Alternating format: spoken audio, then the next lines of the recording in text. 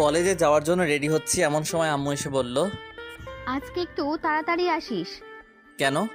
তোকে নিয়ে আমার বান্ধবীর বাসায় যাব।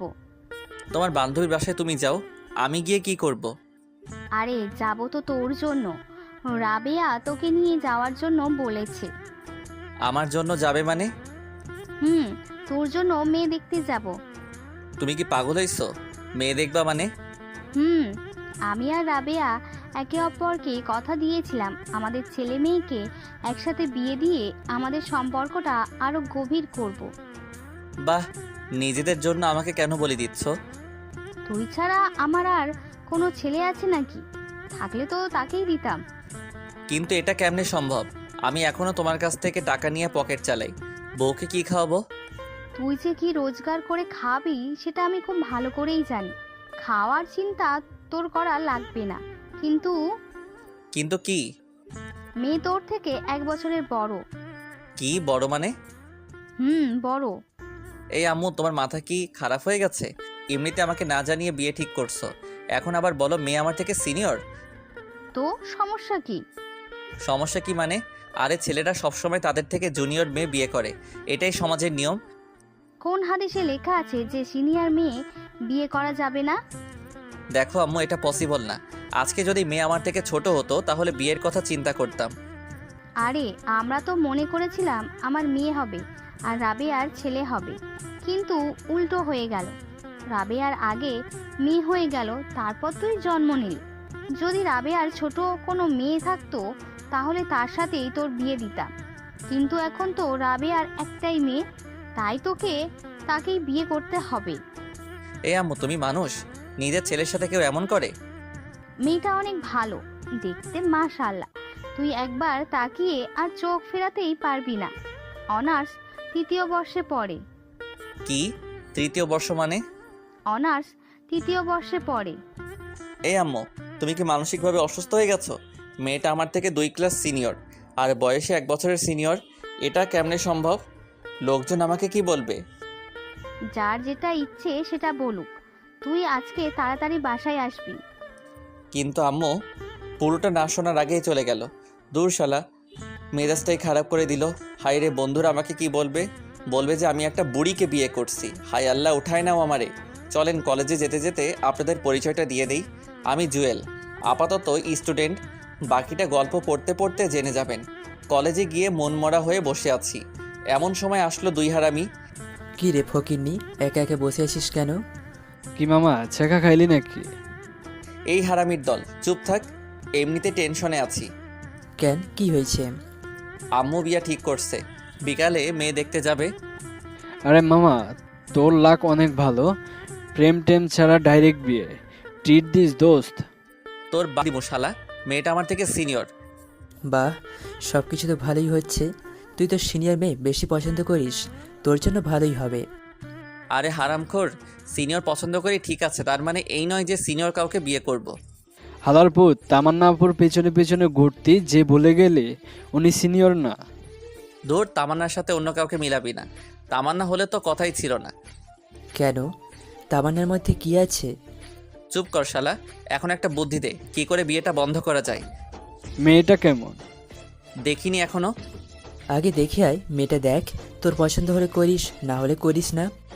কিন্তু আম্মু তো ওর সাথে বিয়ে দিবে। আরে তুই আগে দেখে আয়, সুন্দর হলে আমাকে বলিস, আমি নিজেই করব। আমারও অনেক ইচ্ছে সিনিয়র কাউকে আদর করা। মজা না সত্যি, আগে দেখে আয়, বাকিটা পরে দেখা যাবে। আচ্ছা ঠিক আছে, দেখি কি করা যায়। এরপর 3জন মিলে একসাথে ক্লাসে চলে গেলাম। আমি 2টা ক্লাস করে বাসায় আসলাম, দেখে আম্মু কার সাথে হেসে হেসে কথা বলছে। আমাকে দেখে বলল, ওই তাড়াতাড়ি কর, তোর হবু শাশুড়ি কল দিয়েছে। বুঝতে আর দেরি হলো না আম্মু কার সাথে কথা বলছে। এদিকে রাগে আমার পুরো শরীরটা জ্বলে যাচ্ছে। যাই হোক, খাওয়া দাওয়া করে রেডি হয়ে একটা সিএনজি করে রাবেয়া আন্টিদের বাসার উদ্দেশ্যে রওনা দিলাম। 1 ঘন্টা পর একটা বাসার সামনে গিয়ে গাড়ি থামলো। আমি আর আম্মু ভিতরে গেলাম। আম্মুকে দেখে একটা মহিলা এসে জড়িয়ে ধরে মরা কান্না কাঁদতে শুরু করলো। এদিকে রাগে আমার গা জ্বলে যাচ্ছে। মহিলাদের এত আবেগ কোথায় থেকে আসে কে জানে।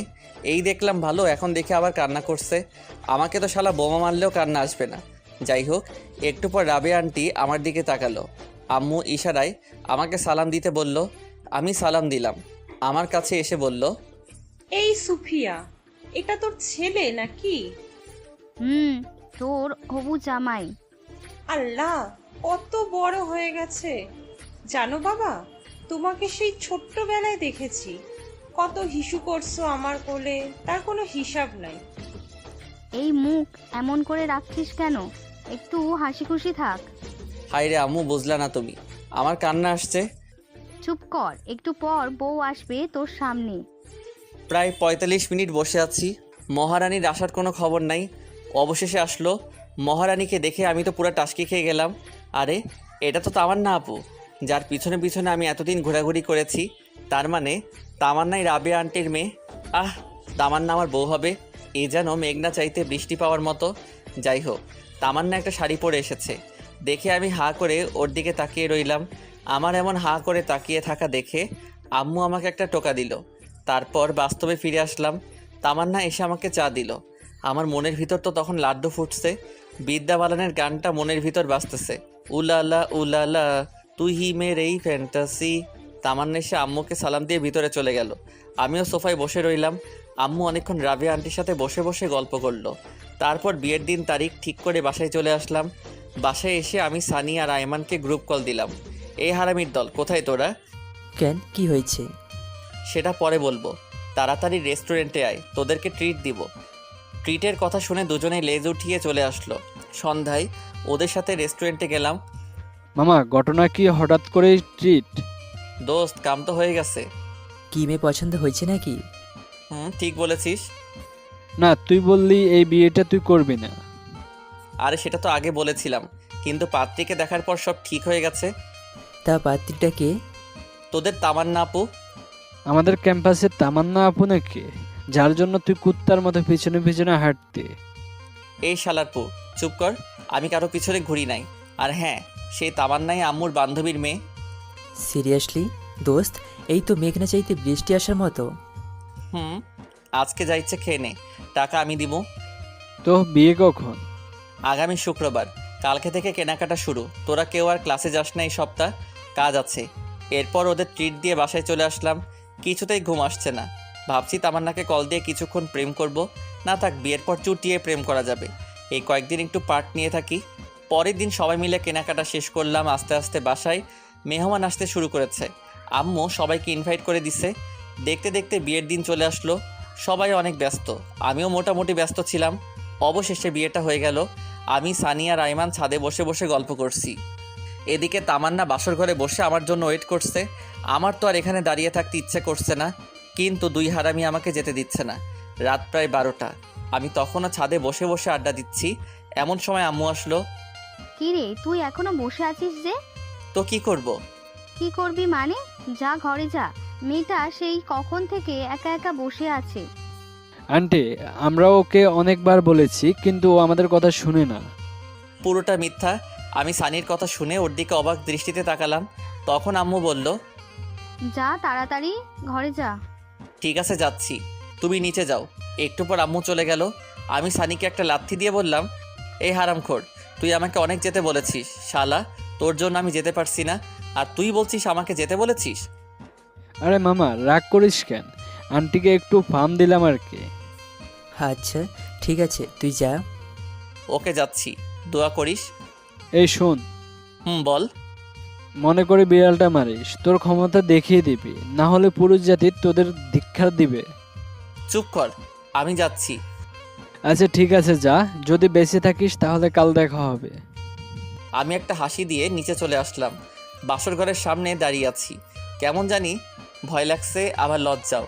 আহারে, নিজের ঘরে নিজে যাব, আর সেখানেই ভয় লাগছে। 1 কেজি সাহস নিয়ে দরজাটা খুললাম। ভিতরে গিয়ে দরজা বন্ধ করে দিলাম। দেখলাম তামান্না মোবাইলে কার সাথে কথা বলছে। আমাকে দেখে মোবাইলটা রেখে দিয়ে চোরের মতো হয়ে গেল। মোবাইলটা রেখে দিল। আমি গিয়ে সামনে দাঁড়ালাম। ভাবছি সে হয়তো সালাম করবে। অনেকক্ষণ দাঁড়িয়ে থাকার পর দেখলাম সে এখনও বসে আছে। আমি মনে করছি আমি তার জুনিয়র, তাই হয়তো সালাম করতে লজ্জা লাগছে বা করবে না। থাক, করা লাগবে না, একটা সালাম আর কিছু যায় আসে না। আমি গিয়ে খাটের উপর বসলাম। তখন তামান্না বলল, তোর সাথে আমার কিছু কথা আছে। বাহ, শুরুতেই তুই।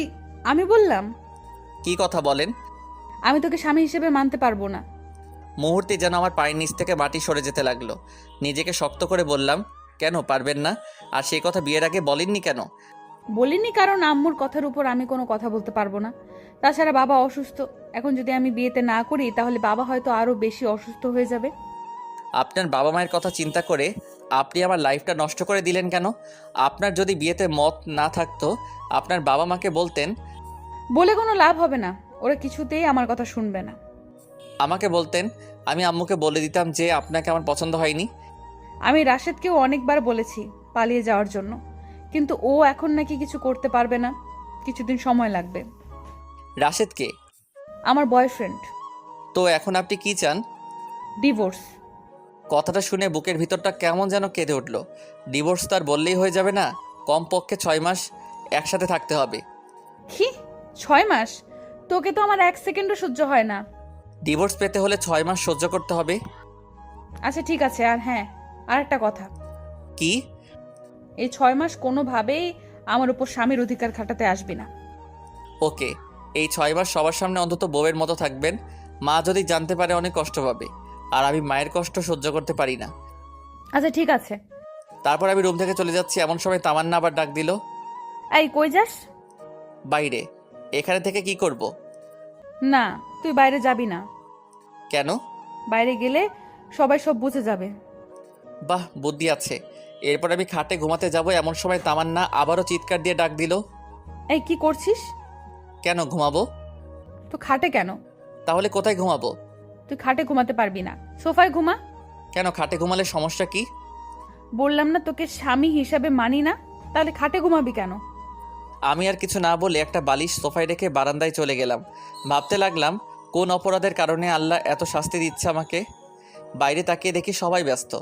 বাবুর্চিরা এদিক ওদিক ঘুরছে, আম্মুও সবার সাথে বসে বসে গল্প করছে। কিছুক্ষণ দাঁড়িয়ে থেকে আবার রুমে চলে আসলাম। দেখি তামান্না কার সাথে মোবাইলে কথা বলছে। আমাকে দেখে আবার মোবাইলটা রেখে দিল। আমি লাইট বন্ধ করে ঘুমাতে যাব, এমন সময় তামান্না আবারও ডাক দিল। কি রে, লাইট কেন অফ করছিস? তো লাইট জ্বালিয়ে কেউ ঘুমায় নাকি? আমি তোকে বিশ্বাস করতে পারছি না, তুই লাইট দে। দূর, এই রুমেই থাকবো না। এই কই যাস? জাহান্নামে। আপনি তো আমাকে বিশ্বাস করছেন না, এখানে থেকে কি করব? আচ্ছা ডিম লাইট জ্বালিয়ে রাখ। আমি আর কিছু না বলে ড্রিম লাইটটা জ্বালিয়ে সোফায় ঘুমিয়ে পড়লাম। সকালে ঘুম ভাঙলো তামান্নার মায়াবী মুখটা দেখে। আহ, কি সুন্দর লাগছে দেখে, মনে হচ্ছে নিষ্পাপ একটা শিশু ঘুমিয়ে আছে। হুমায়ুন আহমেদ বলেছিল, যে মেয়েকে ঘুমন্ত অবস্থায় সুন্দর দেখায় সেই প্রকৃত সুন্দর। তামান্নাও সেই হুমায়ুন আহমেদের অজানা সুন্দরীয় নারী। কিছুক্ষণ তাকিয়ে থাকার পর ওর ঘুমটা ভেঙে যায়। আমাকে দেখার আগেই আমি আবারও ঘুমের ভাব ধরে সোফায় শুয়ে রইলাম। তামান্না উঠে ফ্রেশ হতে চলে গেল। আমি উঠে নাস্তা করে বাইরে চলে গেলাম। সানি আর আইমানকে গতকাল রাতের ঘটনাগুলো খুলে বললাম। সত্যি তামান্না তোর কাছে ডিভোর্স চাইছে? তো আমি কি মিথ্যা বলছি? তো এখন কি করবি? দেখা যাক। ডিভোর্স দেওয়া ছাড়া আর কোনো অপশন নাই। তোদের কোনো উকিল পরিচিত আছে? আমার কাকা আছে। আচ্ছা, আমি তোকে সব কাগজপত্র দিব, তুই তোর কাকার সাথে কথা বলে রাখিস। ওকে চল, এখন মন খারাপ করে বসে থেকে লাভ নাই, একটু ঘুরে আসি। ও ঠিকই বলছে। আচ্ছা ঠিক আছে, চল। সারাদিন ওদের সাথে ঘোরাঘুরি করে রাত 9টায় বাসায় ফিরলাম। দেখি আব্বু আম্মু সবাই রেগে আগুন হয়ে আছে। কি রে, তুই সারাদিন কোথায় ছিলি? এই তো সানি আর আইমানের সাথে। মোবাইল ধরিসনি কেন? সাইলেন্স ছিল। তোর মধ্যে কি কোনো সেন্স নাই? বাসায় নতুন বউ রেখে বাইরে ঘুরতে লজ্জা করে না? এমন বউ দিয়েছো যে আমার লাইফটাই শেষ করে দিল। কি বললি? কিছু না। খেতে আয়। খাবো না, বাইরে থেকে খেয়ে আসছি। আর কোনো কথা না বলে সোজা রুমে গেলাম। গিয়ে দেখি তামান্না কার সাথে মোবাইলে কথা বলছে। আমাকে দেখে মোবাইলটা রেখে দিল। ওর এসব কাণ্ড দেখে মাথায় পুরো রক্ত উঠে গেল। আমাকে বলল, এই ডিভোর্সের ব্যাপারে কিছু করেছিস? উকিলের সাথে কথা হয়েছে, অন্তত 6 মাস একসাথে থাকতে হবে। তোর তো আমার 1 সেকেন্ডও সহ্য হয় না। না হলে এখানে আছেন কেন? চলে যান এখান থেকে। এতই যখন তারা, বিয়ে কেন করেছেন? তোকে বিয়ে করতে তো আমার বইয়েই গেছে। নিজেকে কখনো আয়নায় দেখেছিস? তো ওর সাথে আমার যায়? ভদ্রভাবে কথা বলুন, এটা আমার বাসা, আপনার নয়। তোর বাসা দেখে আমাকে ধমকাচ্ছিস? লজ্জা হওয়া উচিত তোর। ধুর ভালো লাগে না, কেন যে এই ফালতু মেয়েকে বিয়ে করতে গেলাম কে জানে। রুম থেকে বের হয়ে সোজা ছাদে চলে গেলাম। ছাদে অনেকক্ষণ বসে থাকার পর রুমে আসলাম। তখনও দেখলাম তামান্না কার সাথে যেন কথা বলছে। আমাকে দেখে আরও হেসে কথা বলছে। কিছু না বলে বালিশ নিয়ে সোফায় ঘুমিয়ে পড়লাম। সকালে ঘুম থেকে উঠে দেখি তামান্না বিছানায় নেই, মনে হয় ওয়াশরুমে গেছে। মোবাইলটা টেবিলের উপর রাখা। আমি তাড়াতাড়ি উঠে মোবাইলটা নিলাম। বাহ, লক করা নেই। সাথে সাথে মেসেজগুলো দেখতে লাগলাম। মেসেজ দেখে আমার পুরো মাথা খারাপ হয়ে আছে। আমি নাম্বারটা নিয়ে নিলাম। দরজার আওয়াজ শুনলাম, মনে হয় তামান্না আসছে। আমি মোবাইলটা রেখে তাড়াতাড়ি বাইরে চলে গেলাম। এভাবেই তামান্না আর আমার দিনগুলো চলতে লাগলো। আমি কলেজে যাওয়া শুরু করলাম। পরের দিন থেকে তামান্নাও যায়। আম্মু বলছে দুজনকে একসাথে যাওয়ার জন্য, কিন্তু তামান্না আমাকে পার্সোনালি নিষেধ করে দিয়েছে সে আমার সাথে যাবে না। সেদিন ক্লাস শেষ করে আমি বাইরে এসে দেখি তামান্না তার বন্ধুদের সাথে বসে বসে আড্ডা দিচ্ছে আর হাসাহাসি করছে। দেখেই রাগ হতে শুরু করলো। আমি কাছে গেলাম। চলেন। কোথায়? বাসায়। আমি তোর সাথে যাব না, তুই যা। তুই বলার কারণে সবাই হা করে আমার দিকে তাকিয়ে আছে। আম্মু বলেছে আপনাকে সাথে করে নিয়ে যেতে। এই কুত্তা, তোরে না বলছি আমার উপর স্বামীর অধিকার খাটাতে আসবি না?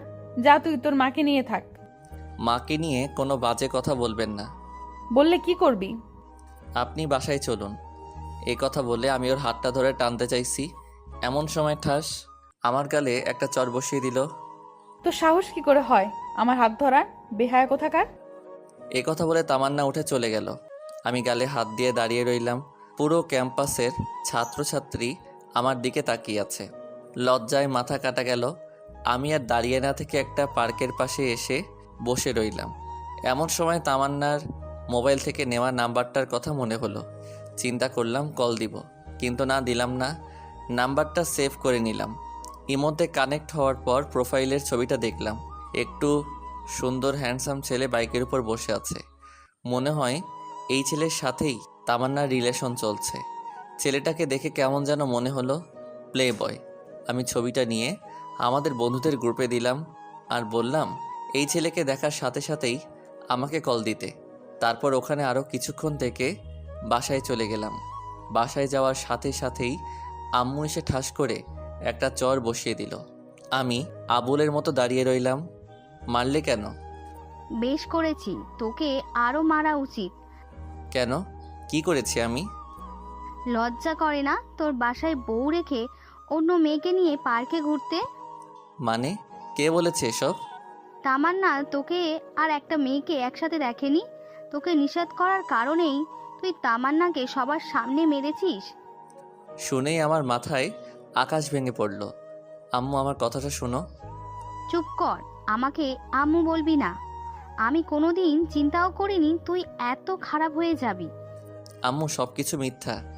আমি জানি, তুই যা আমার চোখের সামনে থেকে, তোকে যেন আর না দেখি। ধুর, কার মুখ দেখে ঘুম থেকে উঠলাম কে জানে। অপরাধ না করে অপরাধী হয়ে গেলাম। নিজের মাও বিশ্বাস করছে না। ব্যাগটা নিয়ে বাইরে চলে গেলাম। অনেকক্ষণ বসে থাকার পর দেখলাম রাত অনেক বেশি হয়ে গেছে। বাসায় না গিয়ে সানির বাসায় চলে গেলাম। কিরে, রাতের বেলা তুই এখানে? কেন, সমস্যা হচ্ছে নাকি? বলে বলো, চলে যাচ্ছি। আরে পাগল নাকি, কিসের সমস্যা? তোকে তো জোর করেও নিয়ে আসা যায় না, কিন্তু নিচ থেকে আসলি, তাও রাতের বেলায়। তাই জিজ্ঞেস করলাম। আচ্ছা বাদ দে, ভিতরে আয়। ভিতরে যাওয়ার পর ওর আব্বু আম্মুকে সালাম করে ওর রুমে চলে গেলাম। ফ্রেশ হয়ে আসলাম, দেখে আব্বু বারবার কল দিচ্ছে। আমি কেটে দিয়ে সুইচ অফ করে দিলাম। সানির আম্মু এসে খাওয়ার জন্য ডাকতে লাগলো।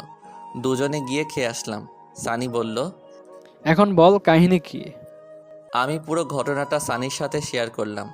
সানি বলল, তাহলে এই ব্যাপার? আচ্ছা, তোর কাকার সাথে ডিভোর্সের ব্যাপারে কথা বলেছিস? কিছুদিনের মধ্যে ডিভোর্স পেপার চলে আসবে। তুই একটু বলিস যেন তাড়াতাড়ি দিয়ে দেয়। আচ্ছা ঠিক আছে। তারপর সানির সাথে ঘুমিয়ে পড়লাম। পরের দিন সানিদের বাসা থেকে সরাসরি কলেজে চলে গেলাম। ক্লাস করতে ভালো লাগছে না, তাই বাইরে এসে আমি, সানি আর আয়মান গাছতলায় বসে আছি। দেখলাম তামান্না একটা ছেলের সাথে বাইকে করে কলেজে আসছে। বাইক থেকে নেমে ছেলেটার হাত ধরে উপরে যেতে লাগলো। দেখে আমার মাথা খারাপ হয়ে গেল। আরে সে তো এখন আমার বউ। ডিভোর্স হওয়ার পর সে যা ইচ্ছা করুক, কিন্তু এখন কেন? রাগে আমার লোম দাঁড়িয়ে গেল। তারপর আমি উঠে তামান্নার কাছে যেতে লাগলাম। তোরা দাঁড়া, আমি আসছি। দাঁড়া, আমরাও আসছি। তারপর তিনজন মিলে তামান্নার সামনে গেলাম। আপনি এই ছেলেটার হাত ধরেছেন কেন? সেটা কি তোকে বলতে হবে? অবশ্যই, ভুলে যাবেন না আমি আপনার স্বামী। তোকে আমি স্বামী হিসেবে মানি না। তোকে না বলেছি আমার উপর অধিকার খাটাতে আসবি না? আপনি না মানলে কিছু করার নাই। আপনি এখনও আমার স্ত্রী, আমাদের এখনও ডিভোর্স হয়নি। সো আপনাকে আমার কথা মতো চলতে হবে। যদি না চলি কি করবি? দেখবেন কি করব। কি করবি তুই দেখা। আমি আস্তে আস্তে তামান্নার কাছে যেতে লাগলাম, আর সে পিছাতে লাগলো। আমি তামান্নার সামনে গিয়ে তামান্নার পাশে থাকা ছেলেটাকে একটা ঘুষি মারি। আমার কর্মকাণ্ড দেখে সবাই হা করে তাকিয়ে আছে। ছেলেটার কলার চেপে ধরে বললাম, এই হালার পুত, কি নাম তোর? লজ্জা করে না অন্যের বউয়ের সাথে প্রেম করতে? তুই জানিস আমি কে? তুই আমেরিকার প্রেসিডেন্ট হলেও আমার দেখার টাইম নাই। তোকে যদি তামান্নার সাথে দেখি তোর খবর আছে। দেখ তোর কি হাল করি। সাথে সাথে মোবাইলটা বের করে কাকে যেন কল দিতে চাইছিল। আমি মোবাইলটা নিয়ে আছাড় দিয়ে ভেঙে ফেললাম। তারপর ছেলেটাকে আরও একটা ঘুষি দিলাম। ঠোঁট কেটে রক্ত বের হচ্ছে। সানি আর আয়মান এসে আমাকে টেনে নিয়ে গেল। তামান্না আর রেগে যাওয়া দেখে ভয় কাঁপতে লাগলো। সানি আর আয়মানের সাথে নিচে চলে আসলাম। কলেজের পেছনে গিয়ে অনেকক্ষণ বসে রইলাম। কিছুই ভালো লাগছে না। কলেজ ছুটি হয়ে গেছে। সানি, আমি আর আয়মান বসে রইলাম। অনেকক্ষণ পর আমরা উঠে হাঁটা দিলাম। পরে সানি আর আয়মানের কাছ থেকে বিদায় নিয়ে বাসার দিকে রওনা দিলাম। ওরাও ওদের বাসায় চলে গেল। দুপুরবেলা রাস্তায় মানুষজন খুব একটা বেশি নাই, একেবারে নেই বললেই চলে। খেয়াল করে দেখলাম দুই ছেলে সিগারেট টানতে টানতে আমার পিছনে আসতে লাগলো। আরেকটু যাওয়ার পর আর চারজন একটা গলি থেকে বের হয়ে আসলো। দেখতে মাস্তান টাইপের, আমার পিছু পিছু আসতে লাগলো। হঠাৎ করে একটা ছেলে পেছন থেকে আমার ঘাড়ের উপর হাত দিয়ে চাপ দেয়। আমি পেছনে তাকাই। কি সমস্যা? ঘাড়ে কেন হাত দিলেন? আগুন আছে, সিগারেট ধরাবো। না, আমি ওসব খাই না। আইসে আমার লক্ষ্মী ছেলে, ওসব খাই না। কি ব্যাপার, আপনাদের সমস্যা কি? আমার কোনো কথার উত্তর না দিয়ে একটা ছেলে এসে আমার মুখ চেপে বাকিগুলো এসে আমার উপর ঝাঁপিয়ে পড়ে। একা ওদের সাথে পেরে উঠতে পারছি না। ওরা অনেক বাজেভাবে আমাকে মারে। দুইজনে আমার হাত ধরে রাখে, বাকিগুলো মুখে আর বুকে ঘুষাতে লাগে। মুখ দিয়ে রক্ত পড়ছে। আমি দাঁড়িয়ে থাকতে না পেরে শুয়ে গেলাম। দেখলাম তামান্না আর ওই ছেলেটা বাইক নিয়ে আসলো। ছেলেটা সবাইকে বলল, মরে গেলে নদীতে নিয়ে গিয়ে ফেলে দিস। তামান্না ওর কথা শুনে হাসছে। তারপর দুজনে বাইক নিয়ে চলে গেল। একটা ছেলে লাঠি দিয়ে মাথায় আঘাত করে। তারপর আর কিছু মনে নাই। যখন জ্ঞান আসলো, নিজেকে হাসপাতালে আবিষ্কার করলাম। দেখলাম আয়মান আর সানি পাশে বসে আছে। এখন কেমন লাগছে? মোটামুটি। আম্মু কই? এতক্ষণ ছিল, আমরা তাকে বাসায় পাঠিয়ে দিচ্ছি। এই দুদিন এখানে থেকে দিয়ে অসুস্থ হয়ে গেছে। তার মানে 2 দিন পর জ্ঞান আসলো। শরীরের প্রত্যেকটা অঙ্গ ব্যথা করছে। অনেক কষ্টে উঠে বসলাম। তারপর ওদের বললাম, তামান্না আসছিল? হ্যাঁ, একবার আসছিল। ওর বাবা নাকি অসুস্থ, সেখানে চলে গেছে। ও আচ্ছা। তোর এই অবস্থা কি করে হলো? এই, তুই পাগল হয়েছিস? ও ঠিকমতো কথাই বলতে পারছে না, আর তুই ঘটনা জিজ্ঞেস করতেছিস? আচ্ছা বাসায় চলো, ওখানে বলবো। এখন বাসায় যাওয়া যাবে না, তোর আরো 2 দিন থাকতে হবে। এখানে থাকতে ভালো লাগছে না। আম্মুকে একটা কল দে, আজকেই চলে যাব। তারপর আম্মু আসলো। এসে আমাকে ধরে কান্নাকাটি শুরু করে দিল। ডাক্তারের কাছ থেকে অনুমতি নিয়ে বাসায় চলে গেলাম। সেদিন রাতে সানি আর আইমান আমার সাথেই ছিল। তাদের সব ঘটনা খুলে বলি। সানিকে বললাম তাড়াতাড়ি ডিভোর্স পেপারটা যেন রেডি করে। সেদিন 3 জন একসাথে ঘুমিয়ে পড়লাম। পরের দিন দেখি তামান্না ওর বাবার বাড়ি থেকে চলে আসছে। আমাকে দেখে বলল, কী রে, বেঁচে আছিস? আমি তো ভাবছি মারা গেছিস। রাগে আমার রক্ত গরম হয়ে গেল। সানি আর আইমান সব কিছু শুনে ফেলেছে। ওদেরকে দেখে তামান্না চোরের মতো রুম থেকে বের হয়ে গেল। সেদিন থেকে ওর সাথে কথা বলি না, এমনকি নিজের রুমেও যাই না। অসুস্থতার জন্য কলেজে যেতে পারছি না। তামান্না ঠিকই যাচ্ছে। কলেজে গিয়ে যে কী করে সেটা আমি খুব ভালো করেই জানি। এভাবে আরও 1 সপ্তাহ কেটে গেল। তামান্নার ব্যবহার আরও খারাপ হতে লাগলো। একদিন সকালবেলা ঘুরতে বের হয়েছি, এমন সময় ফাহাদের কল আসলো। কী রে, কী অবস্থা? এই তো মোটামুটি। তোর কি অবস্থা? আসি আগের মতো। বন্ধু, তুই যে একটা ছেলের ছবি দিয়েছিলি মনে আছে? কি হয়েছে এখন? ওই ছেলেটা একটা মেয়ের সাথে পার্কে বসে আছে। আরে কি বলিস, কোন পার্ক? ফাহাদ ঠিকানা দিল। ঘড়ির দিকে তাকিয়ে দেখি 11টা বাজে। তামান্না কি কলেজের নাম দিয়ে ছেলেটার সাথে পার্কে গেছে? কেমন জানি খারাপ লাগছে। বিয়ের পরও এসব করে? আর ছেলেটাই বা কেমন? অথচ মা তামান্নার কথা শুনে আমাকে অবিশ্বাস করে। না, এত কিছু ভেবে লাভ নেই, আগে পার্কে যাই, দুজনের একসাথে কয়েকটা ছবি নেই, তারপর আম্মুকে দেখাবো, সহজেই ডিভোর্সটা হয়ে যাবে। তাড়াতাড়ি পার্কে গেলাম, ফাহাদও সেখানে দাঁড়িয়ে আছে। দুজনে ভিতরে গেলাম, দেখলাম সেই ছেলেটা যে লোক পাঠিয়ে আমাকে মেরেছে তামান্নাকে বাইকে উঠিয়ে ঘোরাফেরা করে। ছেলেটাকে স্পর্শ দেখা যাচ্ছে কিন্তু মেয়েটাকে দেখা যাচ্ছে না। আমার কেমন যেন মনে হচ্ছে এই মেয়েটা তামান্না নয়। উল্টো পথে গিয়ে দেখি আসলে মেয়েটা তামান্না নয়। তার মানে ছেলেটা এরকম আরও অনেক মেয়ের সাথেই প্রেমের অভিনয় করে। শালারে দেখলেই মনে হয় একটা প্লে বয়। কোনো কিছু না ভেবে ভিডিও করা শুরু করলাম। বাহ, কি সুন্দর একজন আরেকজনকে জড়িয়ে ধরে আছে, হাতে হাত রেখে হাসাহাসি করছে। ফাহাদকে বললাম তুই ভিডিও করতে থাক, আমি যেটুকু করেছি সেটা তামান্নাকে পাঠাই। সাথে সাথেই তামান্নাকে পাঠিয়ে দিলাম। তামান্না ভিডিওটা দেখে আমাকে কল দেওয়া শুরু করলো, আমি ধরলাম না। তারপর সে আমাকে একটা SMS দিল জায়গাটা কোথায় সেটা বলার জন্য। আমি পার্কের নাম সেন্ড করে দিলাম। 10 মিনিটের মধ্যেই তামান্না সেখানে এসে হাজির। আমি আর ফাহাদ লুকিয়ে গেলাম। তামান্না পাগলের মতো ছেলেটাকে খুঁজতে লাগলো। তারপর ছেলেটাকে দেখে ফেলে। ছেলেটার সামনে গিয়েই ওর শার্টের কলার চেপে ধরে ঠাস ঠাস 2টা চর বসিয়ে দেই। ছেলেটা রাগী দৃষ্টিতে তামান্নার দিকে তাকায়। তামান্না বলতে থাকে, ছি, তোর লজ্জা করে না আমার সাথে রিলেশন করে এখন অন্য মেয়ের সাথে টাঙ্কি মারতে? তুমি যা ভাবছো তা নয়, আমার কথাটা একটু শোনো। কি শুনবো তোর কথা? যা দেখার তা তো নিজের চোখেই দেখলাম। তামান্নার কথা শুনে ছেলেটার পাশে থাকা মেয়েটা রেগে যায়। তারপর সেও ছেলেটাকে একটা চট দিয়ে চলে যায়। আমি আর ফাহাদ বসে বসে হাসতেছি। শালা প্লে বয়, এবার ঠেলা সামলা। মেয়েটা চলে যাওয়ার পর ছেলেটা তামান্নার গালে একটা চর বসিয়ে দেয়। সাথে সাথে আমার মাথা খারাপ হয়ে গেল। ইচ্ছে করছিল ছেলেটাকে মেরে পুঁতে ফেলি, কিন্তু না, তামান্নাও আমাকে অনেক কষ্ট দিয়েছে। এবার বুঝুক ভালোবাসার মানুষ কষ্ট দিলে কেমন লাগে। বেশি আলগা পিরিত দেখালে এমনটাই হয়। ছেলেটা তামান্নাকে বলতে লাগলো, এই তুই আমাকে পারিয়ার সামনে অপমান করলি কেন?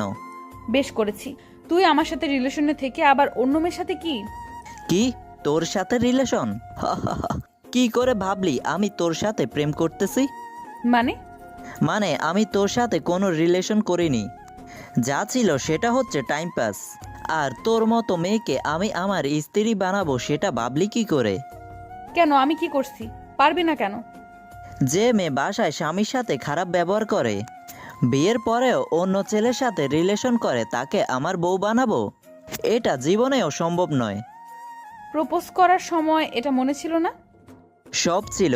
তোর সাথে জাস্ট টাইম পাস করেছি, টাকা নেওয়ার জন্য, আত্মশরীর ভোগ করার জন্য। টাকা তো খেয়েছি, কিন্তু শরীরটা এখনো বাকি আছে। আর আমি বিয়ে করব পারিয়াকে। ওর বাবার অনেক টাকা, তোর বাবার কি আছে? তামান্নার সাথে সাথে ছেলেটাকে আরও একটা চর মারে। তারপর কান্না করতে করতে বলে, তোর মতো বাটপার আমি কখনো দেখিনি। তোর জন্য আমি জুয়েলকে অনেক কষ্ট দিয়েছি। আজ থেকে তোর আর আমার সম্পর্ক এখানেই শেষ। আর কখনো আমার সামনে আসবি না। এ কথাগুলো বলে তামান্না কাঁদতে কাঁদতে চলে যায়। ছেলেটা গালে হাত দিয়ে আবুলের মতো দাঁড়িয়ে থাকে।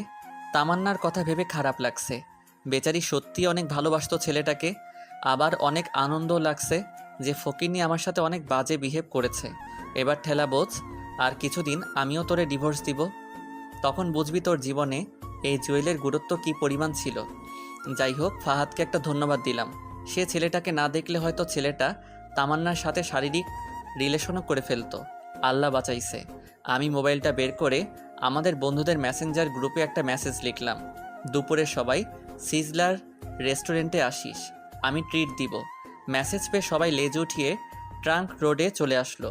সবাই সেখান থেকে সিজলারে গেলাম।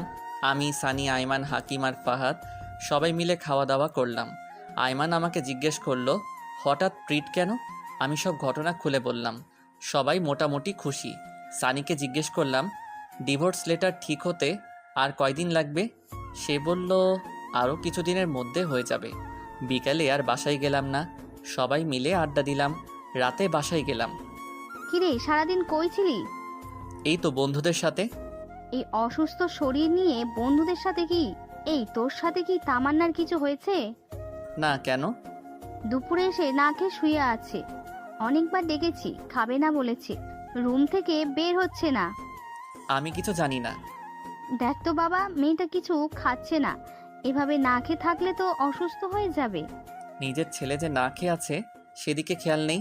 আচ্ছা, দেখতেছি। যা ডেকে নিয়ে আয়, দুজনে একসাথে খেতে আয়। তারপর রুমে গেলাম, দেখি তামান্না উল্টো হয়ে শুয়ে আছে। আমাকে দেখেই উঠে বসলো। আমি কিছু না বলে ওয়াশরুমে চলে গেলাম। ফ্রেশ হয়ে এসে বললাম, আম্মু খাবার জন্য ডেকেছে, খেতে চলেন। আমি খাবো না, তুমি খেয়ে নাও। আমি তো অবাক হয়ে গেলাম, যেই মেয়ে আমাকে তুই ছাড়া কথা বলতো না, আর সেই আমাকে তুমি করে ডাকছে। খাবেন না কেন? দুপুরেও তো কিছু খাননি। আম্মু বলল, আপনার মুখে এগুলো কিসের দাগ? কিছু মশা মারতে গিয়ে। খেতে আসেন, সবাই বসে আছে। আর কিছু না বলে খেতে চলে গেলাম। খাওয়া শুরু করে দিলাম, কিন্তু সে আসছে না। কেন, কিছু হয়েছে? শরীর খারাপ মনে হয়। ওহ আল্লাহ, কি বলিস? ডাক্তারকে কল দে। আরে ধুর, তেমন অসুস্থ না, ঘুমালে ঠিক হয়ে যাবে। আমি আর আম্মু খেয়ে নিলাম। চলে যাওয়ার সময় আম্মু বলল, জুয়েল, কিছু বলবে? বলছিলাম কি, তুই খাবারটা রুমে নিয়ে যা, ওর খিদা লাগলে খেয়ে নিবে। প্লিজ বাবা, না করিস না। কি আর করা, ইচ্ছা না থাকা সত্ত্বেও খাবারগুলো রুমে নিয়ে গেলাম। খাবারগুলো টেবিলের উপর রাখলাম। তামান্নাকে বললাম, ভাত নিয়ে আসছি, খেয়ে নিন। খাবো না, খিদে নেই। না খেলে শরীর খারাপ করবে, খেয়ে নিন। আর কিছু না বলে বালিশটা নিয়ে সোফায় শুয়ে পড়লাম। তামান্না কিছু একটা বলতে গিয়েও বলল না। রাতের বেলা হঠাৎ কিছু একটা শব্দ শুনে ঘুমটা ভেঙে গেল। তাকিয়ে দেখি তামান্না পাগলের মতো খাবারগুলা খাচ্ছে। আমি মুচকি হেসে মনে মনে বললাম, গরিবের কথা বাসি হলেও মিষ্টি হয়। আমি না জাগার ভান ধরে শুয়ে আছি। তামান্না একবার খাবারের দিকে তাকায়, আরেকবার আমার দিকে তাকায়। তারপর ঘুমিয়ে পড়লাম। ঘুম থেকে উঠে দেখি তামান্না নিজের কম্বলটা আমার গায়ে জড়িয়ে দিয়ে কোথায় যেন চলে গেছে। উঠে ফ্রেশ হয়ে নিলাম। খাওয়ার টেবিলে গিয়ে দেখি পছন্দের সব খাবার। ঘটনা কি? আজকে তো বিশেষ কোনো দিন না। আম্মুকে জিজ্ঞেস করলাম, আজকে এগুলো কেন? আম্মু হেসে বলল, তামান্না নাকি আমার জন্য নিজের হাতে বানিয়েছে। আসলেই মেয়েদের মন বোঝা জীবনেও সম্ভব নয়। এরা কখন কি করে নিজেও জানে না। কিছু না বলে খেয়ে নিলাম। তারপর রেডি হয়ে বাইরে চলে গেলাম। আজকে আড্ডা দেওয়ার জন্য যাচ্ছি না, একটা চাকরির জন্য ইন্টারভিউ দিতে যাচ্ছি। বসে বসে তো অনেক খাইলাম, এবার ফ্যামিলির পাশে দাঁড়ানো উচিত। ইন্টারভিউ দিয়ে বন্ধুদের সাথে কিছুক্ষণ আড্ডা দিয়ে রাতে বাসায় আসলাম। সবাই একসাথে খেয়ে নিলাম।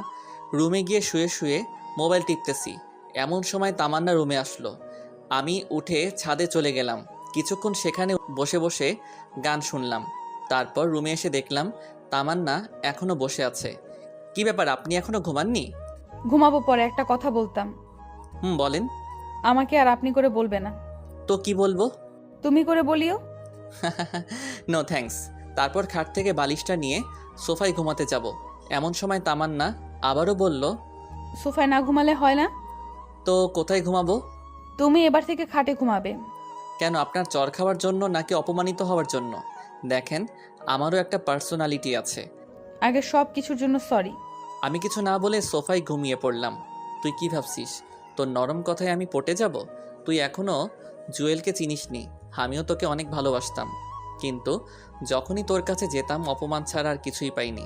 যাক, এত কিছু ভেবে লাভ নেই, ঘুমিয়ে পড়ি। রাতের বেলা কারো গোঙানি শব্দে ঘুম ভাঙলো। ডিম লাইটের আলোয় রুমের সব কিছু হালকাভাবে দেখা যাচ্ছে। দেখলাম তামান্না শুয়ে শুয়ে কান্না করতেছে। কাঁদুক, তাতে আমার কি? কানের মধ্যে কাঁথা চাপ দিয়ে আবারও ঘুমিয়ে পড়লাম। সকালবেলা কারো নরম হাতের স্পর্শে ঘুম ভাঙলো। হালকা চোখ খুলে দেখি তামান্না আমার মাথায় হাত বুলাচ্ছে।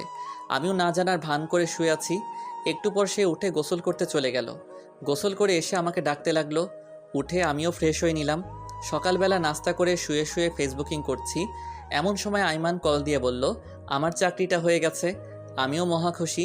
যাক, অবশেষে পরিবারের হাল ধরতে পারবো। আম্মুকে খবরটা দিলাম। আম্মুও অনেক খুশি। তামান্নাকে কিছু বললাম না।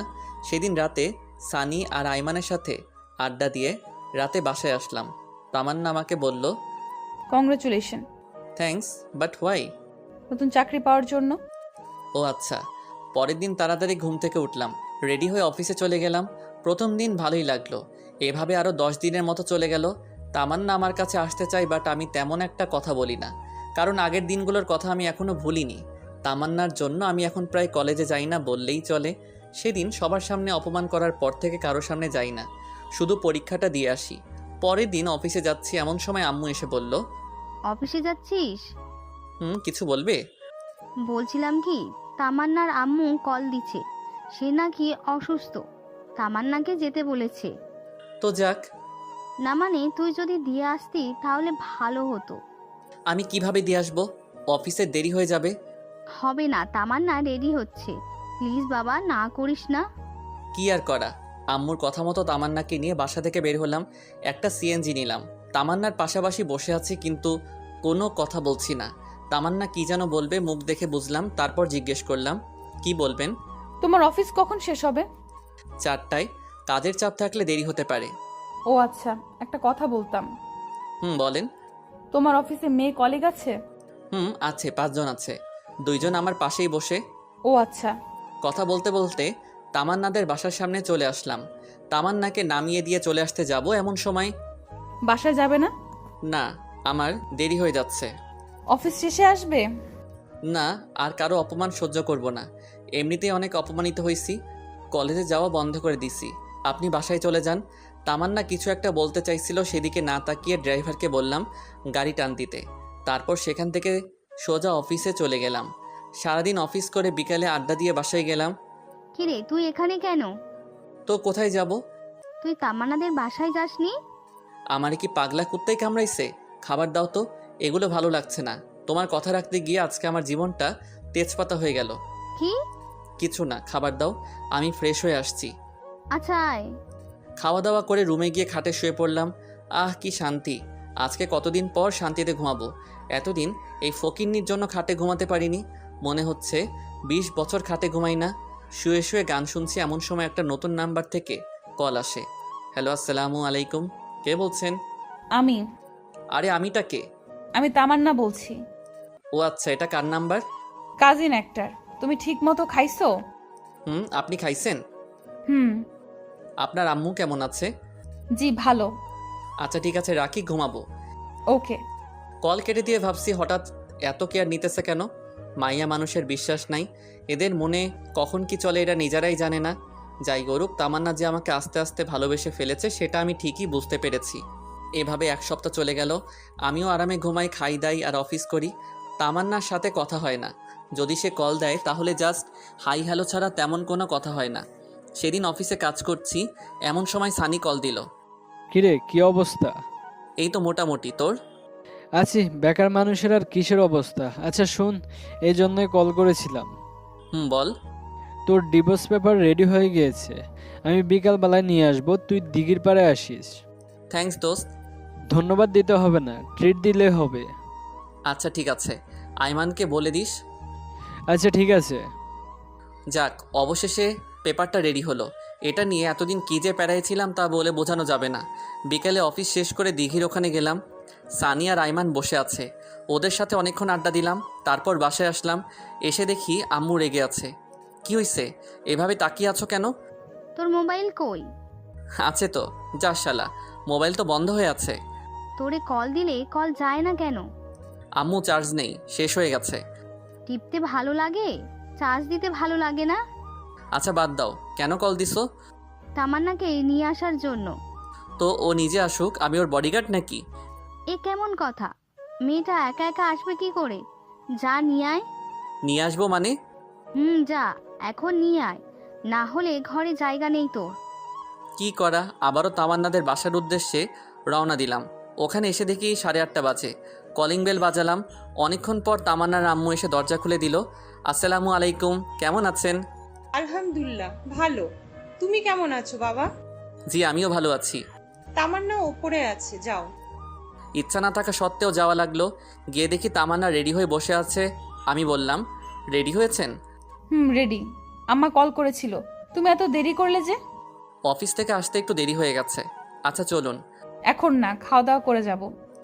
বাসায় গিয়ে খাবো? না, এখান থেকে খেয়ে যাব, আম্মু সব রান্না করে বসে আছে। কি আর করা, খাওয়া দাওয়া করে তারপর বাসার উদ্দেশ্যে রওনা দিলাম। সিএনজিতে আর কোনো কথা হয়নি। ভিতরে ভিতরে টেনশনে আছি।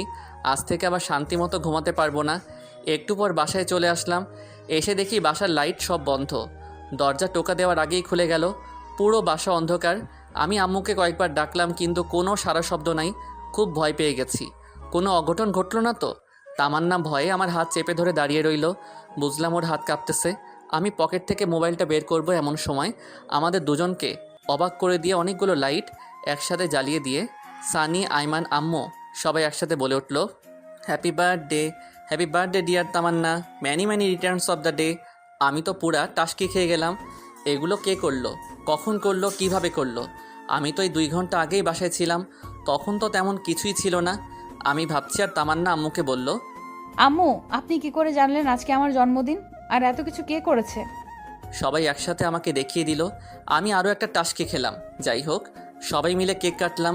তামান্না প্রথমে আমাকে খাইয়ে দিল, আমিও খাইয়ে দিলাম। একে একে সবাই খাওয়া দাওয়া করে অনেক মজা করলাম। সানি আর আইমান তামান্নাকে অনেকগুলো গিফট দিল। আম্মু একটা রিং দিল, বাকি শুধু আমি আছি। সানি হঠাৎ করে বলল, জুয়েল তার গিফট কালকে সকালে দিবে। আমি নির্বাক হয়ে দাঁড়িয়ে রইলাম। পরে আমি, সানি আর আইমান ছাদে চলে গেলাম। কিরে, তোরা এত কিছু কি করে জানিস?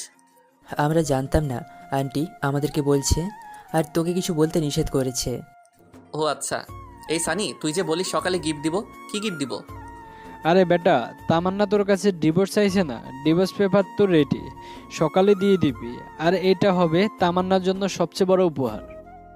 ঠিক, চল, অনেক রাত হয়েছে, ঘুমিয়ে যাই। চল। এরপর বাসায় চলে আসলাম। সানি আর আইমানকে রুম দেখিয়ে দিয়ে আমি আমার রুমে গেলাম। দেখলাম তামান্না বসে বসে মোবাইল টিপতেছে। আমি যাওয়ার পর, থ্যাঙ্কস কেন? এত বড় সারপ্রাইজ দেওয়ার জন্য।